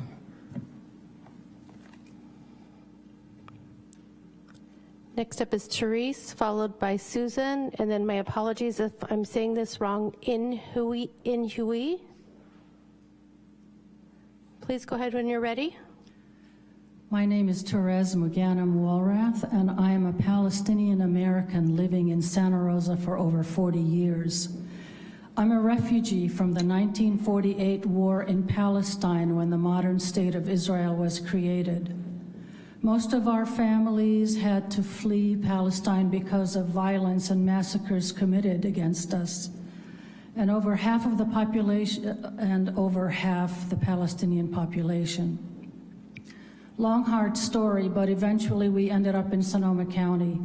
Most of my extended family operated small businesses here for decades, employing many local people through the years. And now we see the genocide happening in Gaza, and we can't stand by and just watch it. You are our representatives. We look to you for moral leadership on this issue. We want the killing to stop. Of course we want the hostages returned alive. But we also want you to understand that there has been a slow genocide going on against the Palestinian people for 100 years. I'm not exaggerating. If the truth is upsetting to you and others in our community, all the more reason to study the facts and inform yourself so you can be better judges. There are plenty of Israeli historians like Ilan Pape who wrote The Ethnic Cleansing of Palestine, whose sources are the historical archives in Israel when finally they were allowed to be opened. Please do your duty as human beings representing us. You were given some power to be used for the good of others. Our families in Gaza and the West Bank are being killed by U.S. weapons paid for by our tax dollars, and of course it's affecting us. If you are neutral in situations of injustice, you have chosen the side of the oppressors. Thank you. Next up is Susan, followed by Inhui, and then Zoe. Two. Okay, Well, go. there we go. In 1619, my great-great-great-great-great-great-great-great-grandparents, John and Sarah Woodson, came to Jamestown from England. They lived on stolen land and bought formerly free human beings off a Dutch ship that same year. Yes, the ship mentioned in the 1619 project. In 1644, the Powhatan, the indigenous people, resisted. They killed John. Sarah and another man killed several Powhatan. The gun is in a museum in Richmond, Virginia. Do I blame the Powhatan? I do not. It was their right to resist. I'm sure that John and Sarah's sons were traumatized by this. Did they have the right to kill more Powhatan? No, though many take such a path. And did they have the right to kill people who had nothing to do with this? Most definitely not. Are you telling indigenous and enslaved people that they had no right to resist, happy on the plantation and happy on the res? Now we are watching while people who had nothing to do with the genocide against Jews in Germany are being massacred. And once again, the people of this country, including you down there on the dais, are sitting on your hands while it happens. The United States did not fight in World War II to save Jews. Far from it. There was no, quote, broad consensus, unquote, back then either, Vice Mayor Stapp, and we know the results of that. So now many people in local governments are repeating that unforgivable inaction. You're worried about tension while people are dying. Councilmember Alvarez may be the only exception. Thank you, Eddie. One excuse given over and over is the trauma of the Jewish people. That trauma is real, but it can never be an excuse for letting other people be killed. The compensation for that trauma is not the right to commit genocide against someone else. We know that sometimes a person who has molested a child will go on to molest other children, but we never allow that first molestation to be an excuse for the second. Thank you. Next up will be In Huey, followed by Zoe, and then Andrew. Free Palestine. I repeat, Aaron Bushnell. Free Palestine. Greetings. My name is In Lee. I'm grandmother of two, community member in Santa Rosa, and I'm first generation immigrant from South Korea. I used to tell my family's friends, relatives in South Korea how proud I am. I live in Santa Rosa. We are progressive, we are liberal, but I am very disillusioned because of no ceasefire resolution. So the other day, Aaron Bushnell, the U.S. Air Force Service member, gave us all good question. What would I do? What would I do if I was in Korea occupied by Japan? I would join freedom fighter, which Japan calls me, I'm sure, terrorist. What would I do if I was in slavery? I would join Nat Turner in 1831. What would I do if I was in Europe during Holocaust, the World War II? I would join resistance fighting against the Nazi. Nazis are everywhere. At this time, Nazis are the far-right Israel apartheid government. This is Palestine, this time open Holocaust. Everywhere, the social media we cannot say we don't know about. And at this point, if we can't stand with Palestine, I don't know when else are we gonna stand up against this Nazi Israel government. I will repeat again, Aaron Bushnell, free Palestine, free Palestine, free Palestine. Thank you. Next up is Zoe, followed by Andrew, and then Larry. Hello, my name is Zoe. I live in Santa Rosa, California. I've lived in Sonoma County for over 20 years. I am Jewish. I'm both culturally Jewish and spiritually Jewish. I practice Judaism within my home, and I have been attending Ner Shalom for their Shabbat services, and am eternally grateful to Rabbi Erwin Keller for speaking up on behalf of Palestine and behalf of a ceasefire, and I am here to support a ceasefire. I'm going to read a story from We Are Not Numbers, and be prepared to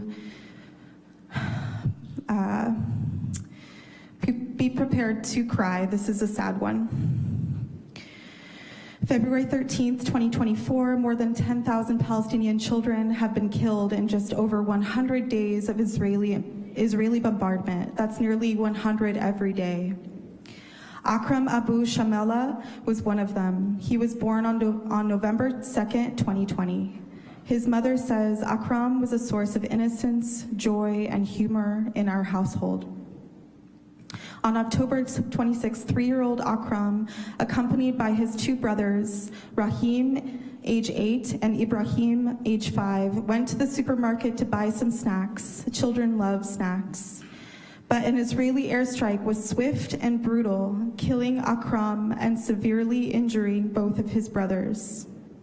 Akram's mother shared, before Akram went out to the supermarket, he climbed on the dresser and jumped on the bed saying, "I'm flying, I'm free." Then he went out to buy some snacks and he didn't come back. Akram was a child of remarkable kindness who possessed a natural sociability. Among his favorite activities was riding his bicycle. Next door to Akram. Next up will be Andrew, followed by Larry and Maribi. Santa Rosa City Council, I'm congressional candidate Andrew Engdahl, and I've come here to yet again implore you to join your voice with the Sonoma County Commission of Human Rights, the Sonoma County Democratic Party, and the California cities of Cotati, Davis, Madera, Richmond, Alameda, Oakland, San Francisco, Cudahy, Long Beach, and Ojai in adopting a proclamation that calls for an immediate Israeli-Palestinian ceasefire, the release of all hostages, and a permanent and just diplomatic solution to this conflict once and for all. As we stand here grappling with the significance of this moment, I will remind you that nearly all of the 2 million people who live in Gaza have now been displaced. Nearly 70% of the Palestinian population have been forced into the half-destroyed city of Rafah to escape the bombings that have ravaged their people since October 7th. It is true that 1,200 Israelis lost their lives in an unspeakable act of terrorism. But in the aftermath of that tragedy, how else should we describe the fate of an entire people with 30 times their number among the dead? Rafah was a city no larger than Santa Rosa 4.5 months ago and now hosts 1.4 million Palestinian refugees, which is more people than the entire populations of Sonoma, Napa, Solano, Yolo, and Lake counties combined. The United Nations reports that 500,000 people, so many of which are children, are at risk of succumbing to famine due to the ongoing bombings and blockade of humanitarian aid by the Israeli military. How else would you describe this but as the state-sponsored collective punishment of an entire people?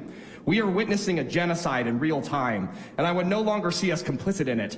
Tens, if not hundreds of thousands of children will die if this is not put in place immediately and humanitarian aid is rushed to those who so desperately need it. The world is watching what we choose from here, and you as our elected officials have a responsibility to do something about it. If you are the leaders that I believe you all to be, I ask that you have the courage to take up a ceasefire resolution for a vote and decide on record which side of the history you will fall upon. If there is any justice in this world, you will not let this happen by taking a stand. Never again means never again for anyone. Stand with us in the name of peace, love, and justice. Enough is enough.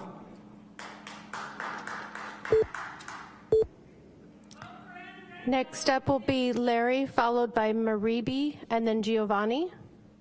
Please go ahead. Yes, my name is Larry Hendel. I'm a resident of West County, also a member of Jewish Voice for Peace. I want to associate myself with remarks that Andrew just made. He said it perfectly, in my opinion. The amount, we know that the majority of Americans are for a ceasefire. We know that at least 60% are for a ceasefire by polls, more than 50% of Jews, and 70% of Democrats. Think about that. I would imagine, too, that in this county, those numbers would be, based on the voting patterns of West County, those numbers are probably higher.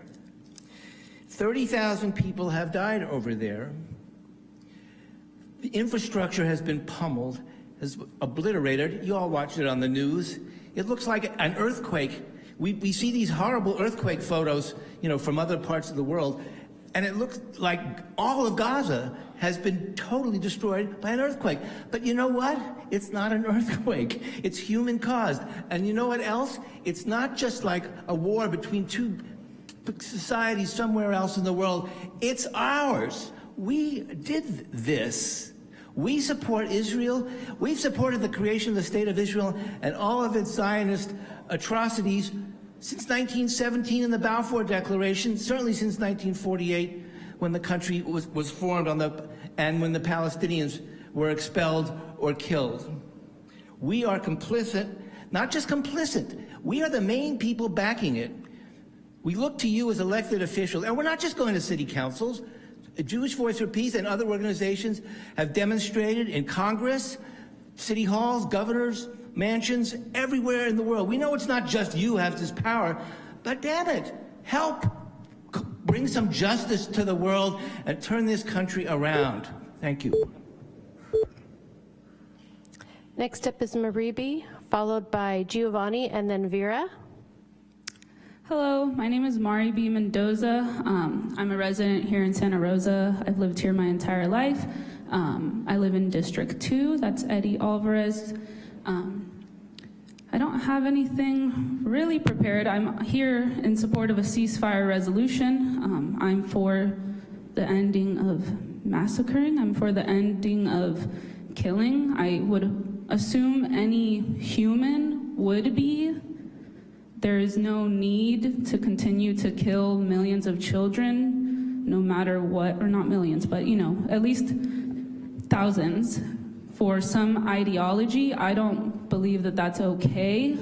I think people who are against the resolution need to look inwards and see why they would advocate for the massacring of innocent civilians to continue. This podium is stained red, probably with some of our fingerprints. It's the blood that's supposed to represent the almost 30,000 people who have died at the hands of Israeli occupation forces and at the hands of my tax dollars. Everyone here is paying for them to die, and we have to go to bed knowing that. I have to wake up and go to work knowing that. I don't want to work knowing that my tax money is going to kill innocent people. That doesn't make me want to work, and I do good work. I help people in this community. And I still can't find it in myself to go. Of course I go. I won't live if I don't go and get my money, but I know that it's going to go kill innocent children, and I see it on my phone. And when I see innocent children with their craniums blown out, shocked because they lost everyone. They don't have anyone there. And I know that I paid for that. So please be my representative. Please represent the people who are here saying support a ceasefire resolution. That is your job, please. Next up is Giovanni, followed by Vera, and then Jordan.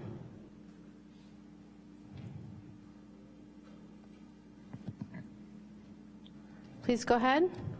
Hi, my name is Giovanni Contreras. I was born and raised here in Santa Rosa, California, District 3. I'm here to show support for the ceasefire resolution. We have been pressuring all of our representatives in all levels, and they just really haven't been listening to us. So we're really coming to you we're begging for your support. So yeah, thank you. Next up is Vera, followed by Jordan, and then Mark. Please go ahead when you're ready. Hi. I didn't have anything prepared, but honestly, I could not come today. I haven't been involved with anything in a very long time, and it's blowing my mind. This is what's happening. I mean, a lot of people here are feeling what I'm feeling. Two wrongs don't make a right. That's biblical. We're all Christians, right? Or a lot of us are. Two wrongs never made a right. So what is this going to accomplish, this whole thing? It's just going to make another bigger terrorist group. Israel is completely wrong, is using the wrong approach. Jesus said, love your enemy. Are we doing that as Christians? I mean, if they had been doing that all along, do you think there would be a Hamas today? There would not. And you know what? Palestinians don't want Hamas. They are being terrorized by Hamas. Most of the population there does not want Hamas. And in fact, Hamas and the PLO, whoever's in charge of all the aid, they're selling it to these people 10 times what it's worth. I have people there that I'm talking to and they're telling me this. So how do they survive? Now they've gone from the north to the south, and now they're telling them, oh, we're gonna have to bomb the south. Where the hell are they supposed to go then? Where do they go? The buildings, all the buildings, more buildings have been bombed there than at the end of World War II in Germany already. That's real destruction in what, 3 months? So come on, join us. Help the ceasefire, please. And so you can go to bed feeling good about it tonight. Thank you. Thank you. Next up is Jordan, followed by Mark, and then Julia. Hello, my name is Jordan, and I'm a Jewish constituent, and I'm wondering, at what point will you guys change your mind and say something? What needs to happen to Gaza before you will say something? Is there a death toll? 100,000? A million? Does Israel need to drop an atomic bomb? Do they have to slaughter everyone in Rafah? Do they have to push them into the desert to starve? Do you have to have videos of women being raped? How many more babies have to die? Do you need there to be mass executions? Because many of these things are already happening. How many more teachers and educators need to be laid off in Santa Rosa for you to care? How many more youth and mental health services need to go bankrupt and close before you're angry enough about the billions of dollars going to Israel? When will you say, okay, this is completely out of hand and I know enough of my constituents want this to end, and even if this does nothing, I'm desperate for it to stop, and it can't hurt to make it known with the power I hold. Do the synagogues have to say it's wrong? Then will you put out a resolution? And if they don't say it's wrong, then is it not wrong? And if they're the broad representative moral authority on this matter, if they don't say this is wrong, do they deserve that power?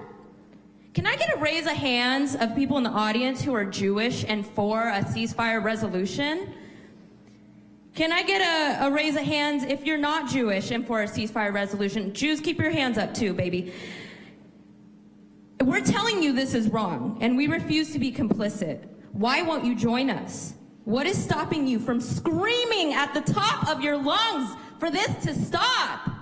I don't understand how you can sit on the council of the largest city north of San Francisco in California, which is the 5th largest economy in the world, and throw up your hands saying this will not matter. What certainly will be ineffective is if you do nothing at all. Thank you. Next up is Mark, followed by Julia, and then Devanshi.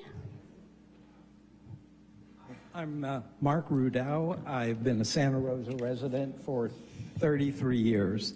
I'm speaking against a ceasefire resolution. Nobody wants to see civilians killed, but a call for an immediate ceasefire will not save lives in the long run. There was a ceasefire in place on October 6th before Hamas terrorists launched their barbarous invasion of Israel. Their goal was to kill as many Israeli civilians as possible. Hamas's leaders have stated that October 7th will be repeated over and over again until Israel is destroyed. They absolutely refuse a political solution, knowing that it is clear that unless Hamas's military capabilities are completely destroyed, the cycle of Hamas atrocities followed by Israeli retaliations will continue to repeat itself. Hamas is totally responsible for the civilian deaths. They have built a system of underground tunnels and fortifications under schools, hospitals, mosques, UN offices, and residential structures. They use their citizens as human shields. They never built shelters for their people because civilian Palestinian deaths are one of their weapons. Many calling for an immediate ceasefire see it purely as a humanitarian act, but others are using it as a Trojan horse to delegitimize Israel and ultimately destroy her. Not recognizing the right of Jewish people to self-rule in their homeland, they vilify her with various libels and distortion. As a Jewish citizen of Santa Rosa, I will feel unsafe if a ceasefire resolution is passed. October 7th is not the first time Hamas has wantonly murdered Jews, and it won't be the last if they're allowed to continue. Having my hometown pass a resolution that prevents Jews from Thank you. Next up is Julia, followed by Devanshi, and then Ari. Can you hear me? Yes. My name is Julia Rabkin. I'm a resident of the unincorporated area in Bennett Valley, but I work for the county. I'm a member of SCIU 10-1, and I'm a delegate to the North Bay Labor Council. I'd like to read to you tonight the statement that the North Bay Labor Council passed at our last meeting. We, the members of the North Bay Labor Council, mourn the loss of life in Israel and Palestine. Recognizing that war hurts workers both at home and abroad, and in the labor tradition of international solidarity, we express our solidarity with all workers and our shared desire for an enduring peace in the region. We urge the AFL-CIO to issue a public statement to the Biden administration and Congress calling for an immediate and permanent ceasefire by all parties, an immediate safe return of all hostages held by Hamas and Israel, the rapid entry of substantial humanitarian assistance into Gaza, and the restoration of food, clean water, fuel, and electricity, and an end to the supply of offensive weapons by the U.S. to Israel, with relevant funding redirected away from weapons and towards essential jobs and services that promote peace and social justice. Furthermore, we commit to defend the rights of workers and all people to freedom of speech and to promote dialogue and prevent workplace discrimination and retaliation. We also urge our congressional representatives, Jared Huffman, Mike Thompson, Alex Padilla, and LaFonza Butler, to support an immediate permanent ceasefire and for local North Bay jurisdictions to adopt ceasefire resolutions. And in my last few seconds, I'd just say Palestinians have, partially in response to other things I've heard tonight, Palestinians have witnessed countless October 7ths over the past couple of decades.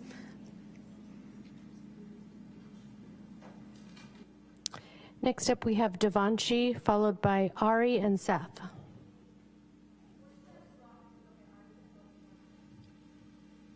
Hello. I'll be reading part of a speech by Nada Tarbush, a Palestinian representative in a recent UN conference. Apparently, no crime, no matter how grave, from ethnic cleansing to apartheid, settler colonialism to genocide, is enough for Israel's allies to say stop. When Israel made allegations against UNRWA, the UN Humanitarian Aid Agency provided life-saving aid to the starving population of Gaza. And before investigations into these allegations were even concluded, those states decided to suspend their aid to the whole organization. On the other hand, in decades of findings by UN experts, commissions of inquiry, fact-finding missions, International Palestinian and Israeli Humanitarian Rights Organization, that Israel is responsible for war crimes, crimes against humanity, apartheid, and now an unfolding genocide. Those states have not engaged in a single reevaluation of military aid and preferential trade agreements they give to Israel. The double standards are astounding. In the midst of these well-documented crimes by Israel, continuing to send weapons cannot be the result of a lack of knowledge.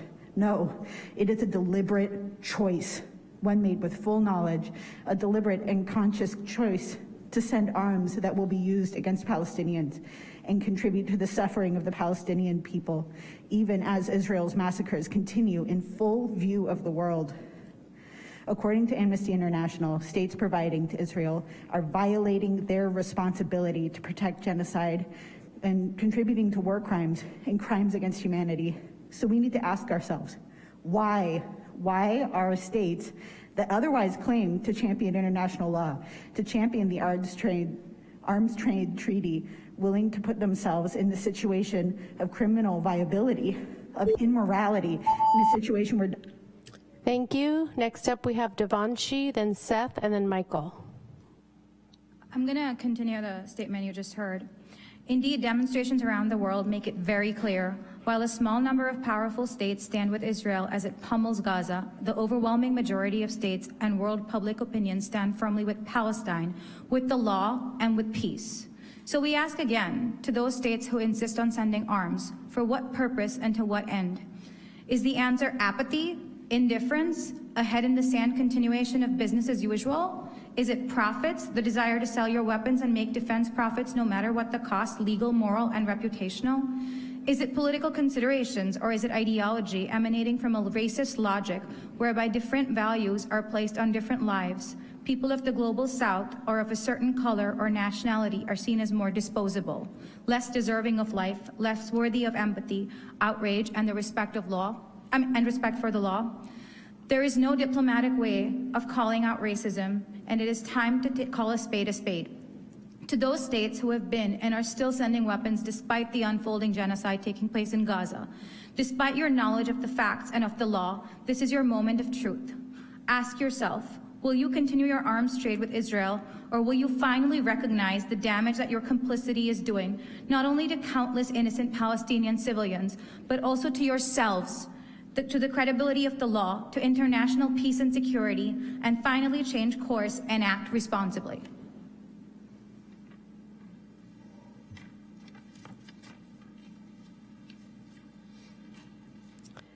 Next, we have Seth, followed by Michael. Hello. I don't know if you can hear me. My name is Seth. I'm a citizen of Santa Rosa, and I'm a veteran. I'm standing here in support of the Israeli people as well as the Palestinian people. Who I am not in support of is the fascist right-wing Israeli government that, as we speak right now, is committing war crimes and genocide. War crimes that you are supporting with your silence.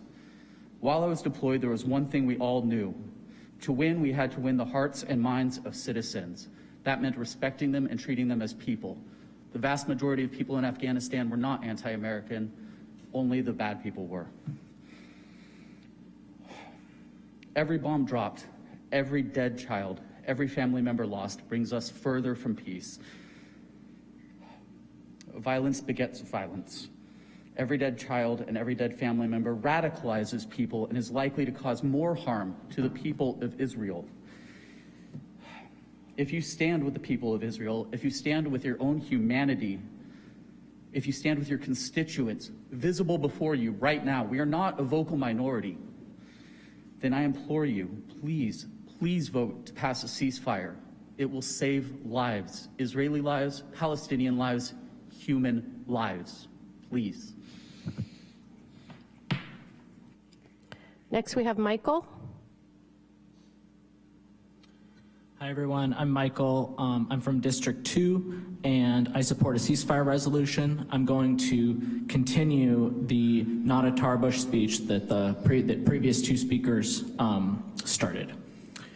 We are here to say that it is not too late to save Palestine, nor is it too late to save yourselves from continued complicity.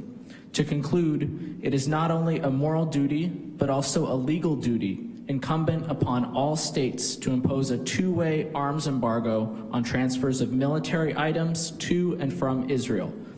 We are not asking you to be pro-Palestinian, simply to be pro-international law, the laws that you yourselves have elaborated, embraced, or committed to. To be pro-peace, pro-humanity. We do not want special treatment.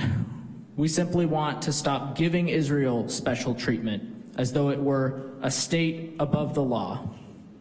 If instead you choose to continue sending weapons to Israel as it annihilates the Palestinian population of Gaza, then you do not get to ever pretend again that you support international law, care about human life, or have moral convictions that apply universally.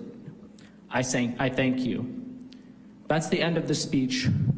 But what I want to say is that someone needs to put a ceasefire on the agenda. It's going to be one of you. I'm a resident of District 2. I'm asking my council member, Mark Stapp, to be that person. If I was from any other district, I would ask my council member to be that person. Someone has to bring this up. Someone has to put it on the agenda, and we have to get this done. We need to stop waiting.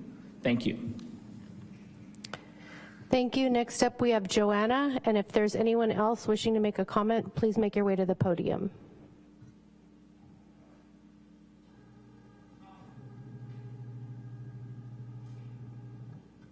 I am Johanna James, a longtime Santa Rosa resident.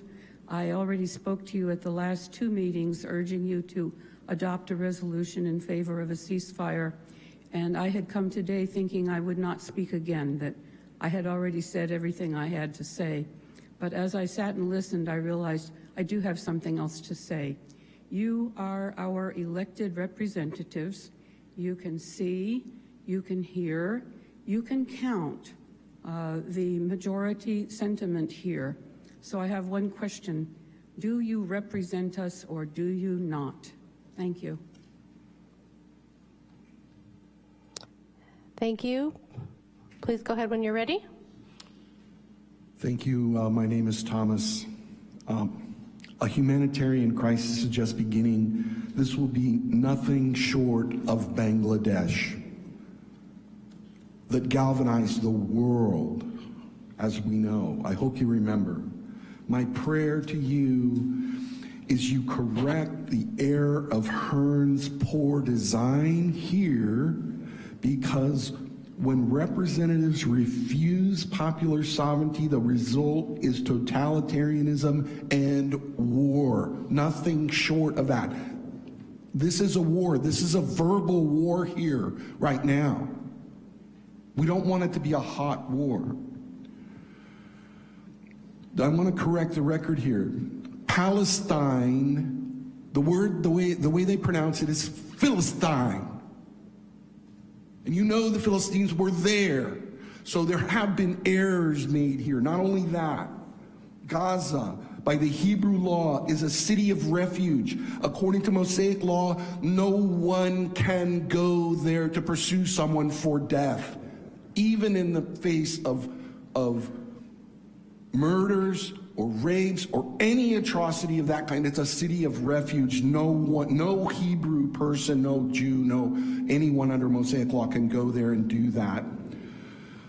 Overwhelmingly, the British Parliament overwhelmingly supported Gaza's ceasefire, but the Deputy Speaker and Speaker colluded to prevent the Scottish National Party opposition motion to propose a ceasefire.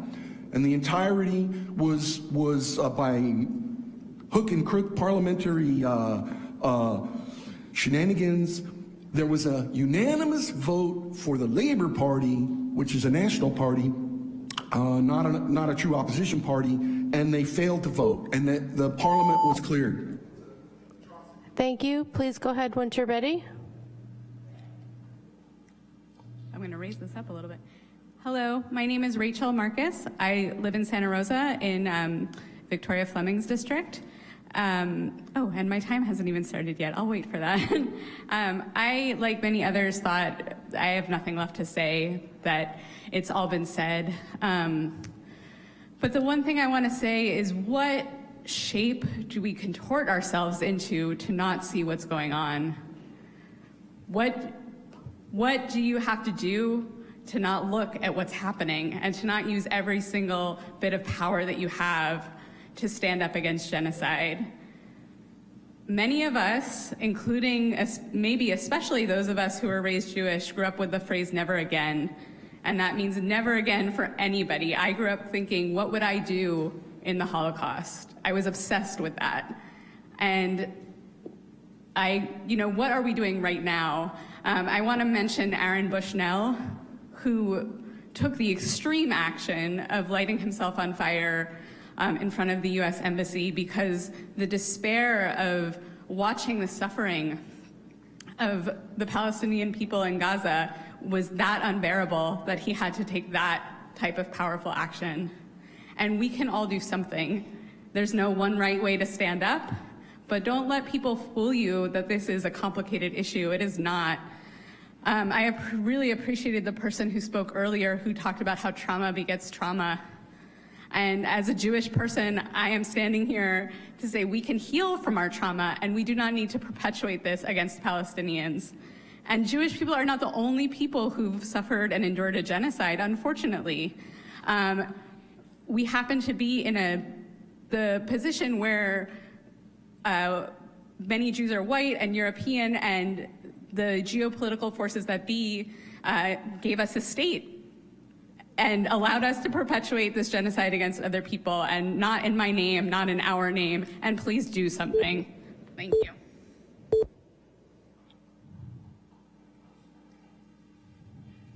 Please go ahead when you're ready. Yes, hi, I'm Jean Berchers, and I live in the unincorporated part of the county, but I shop in Santa Rosa, and I walk precincts during elections, and I'm asked to donate to your campaigns, and I am an active member of the community in Santa Rosa for activities here. And I'm here to encourage you to act now to bring a ceasefire resolution. It really is time. It's past time, but it's certainly time to do it. It's time to act.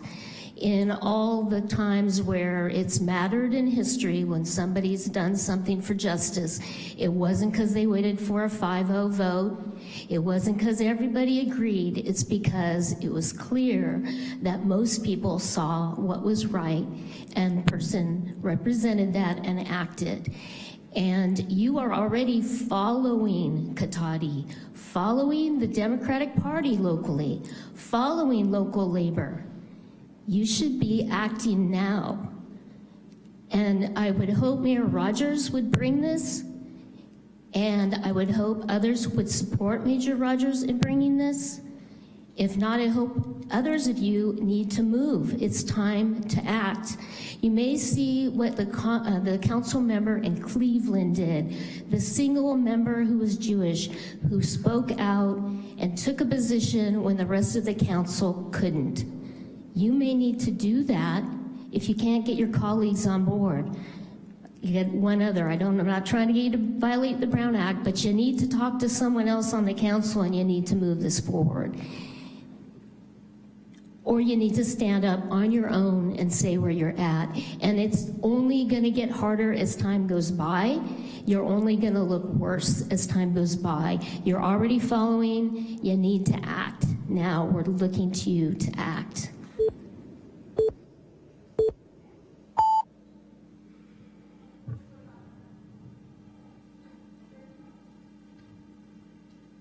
Please go ahead when you're ready.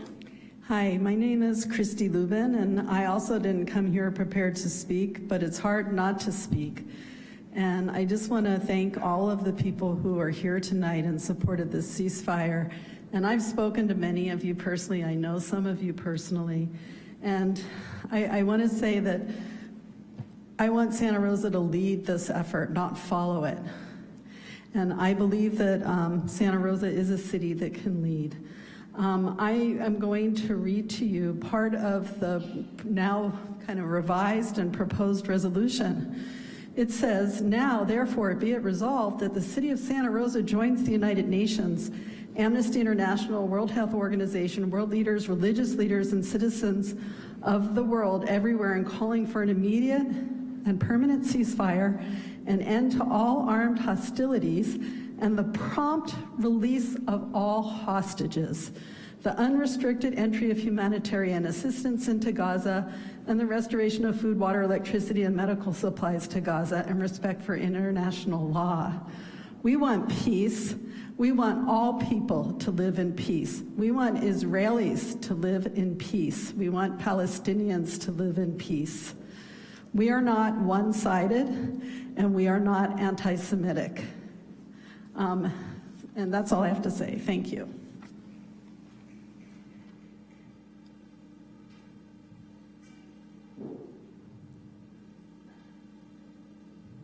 I'm seeing no one else approach the podium for public comment on this item.